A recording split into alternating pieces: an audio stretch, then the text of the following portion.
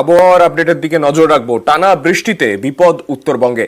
রবিবার পর্যন্ত উত্তরবঙ্গে ভারী বৃষ্টির সতর্কতা। আজও উত্তরের জেলায় ভারী থেকে অতি ভারী বৃষ্টি।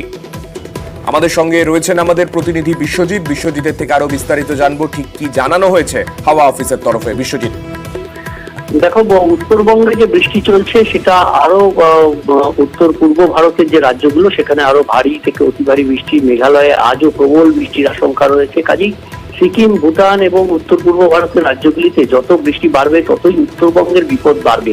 তবে উত্তরবঙ্গের ক্ষেত্রে একটা আশার কথা শোনাচ্ছে আলিপুর আবহাওয়া দপ্তর। রবিবারের পর থেকে এই পরিস্থিতি অর্থাৎ ভারী, অতি ভারী, প্রবল বৃষ্টি সেটা অনেকটা কমে যাবে। আজও অতি ভারী বৃষ্টির সতর্কতা রয়েছে শুধুমাত্র আলিপুরদুয়ার জেলায়। বাকি দার্জিলিং থেকে একেবারে মালদা পর্যন্ত সব জেলাতেই ভারী বৃষ্টির সম্ভাবনা রয়েছে।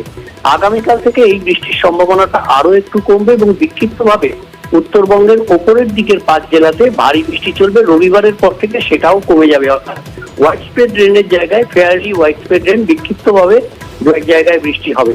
তবে দক্ষিণবঙ্গের ক্ষেত্রে আজ এবং আগামীকাল এই দুদিন বৃষ্টির সম্ভাবনা কিছুটা বেশি থাকবে, কারণ এই মুহূর্তে মৌসুমী অক্ষরেখা, যে সক্রিয় মৌসুমী অক্ষরেখা, সেটি ওড়িশার দিকে সরে গিয়েছিল, সেটি আবার বাংলার দিকে ফিরে এসছে এবং দীঘার উপর দিয়ে এই মুহূর্তে অবস্থান রয়েছে। এটি ক্রমশ সরে আসবে কলকাতা সহ এই দক্ষিণবঙ্গের উপকূলের জেলাগুলির দিকে সরে আসবে। আর তার ফলে এই যে বৃষ্টি, রিমঝিম বৃষ্টি, সেটা থাকবে। তবে ভারী বৃষ্টির সম্ভাবনা দক্ষিণবঙ্গে নেই, এমনটাই জানাচ্ছে আলিপুর আবহাওয়া দপ্তর। সানি, ধন্যবাদ।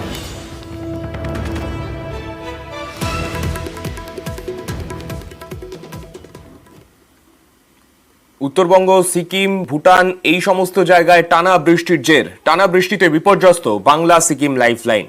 10 নম্বর জাতীয় সড়কে ফের ধস। এবার কালিম্পংয়ের বিরিকদারার কাছে 21 মাইলে ধস। আমাদের সঙ্গে রয়েছেন আমাদের প্রতিনিধি পার্থর থেকে আরো জানতে চাইবো। পার্থ, এই যে জাতীয় সড়ক দীর্ঘদিন ধরেই এইভাবে বন্ধ হয়ে রয়েছে, এই জায়গায় রিস্টোরেশনের কাজ যখন একদিকে চলছে, সেই তার পাশাপাশি আবার নতুন করে এই ধসের ছবিও দেখা যাচ্ছে। কি পরিস্থিতি বর্তমানে? দেখো, আরো কিন্তু দুশ্চিন্তা বাড়ালো জেলা প্রশাসনিক কর্তাদের, কেননা এই যে 10 নম্বর জাতীয় সড়ক দীর্ঘদিন ধরে বন্ধ, দ্বারা জাতীয় সড়কের বড় অংশ তিস্তা গর্ভে চলে গেছে। পাহাড় কেটে সেখানে রাস্তা সম্প্রসারণের কাজ শুরু হয়েছে, কিন্তু বারবার বৃষ্টিতে সেখানে বাধাপ্রাপ্ত হচ্ছে। আবারও দুশ্চিন্তা বাড়ালো এই 21 মাইলে নতুন করে ধস। কিন্তু জাতীয় সড়কের বড় অংশ তিস্তা গর্ভে চলে গেছে। রাতভর অবিরাম বৃষ্টি চলছে, একদিকে কালিম্পং, অন্যদিকে সিকিম পাহাড়ে।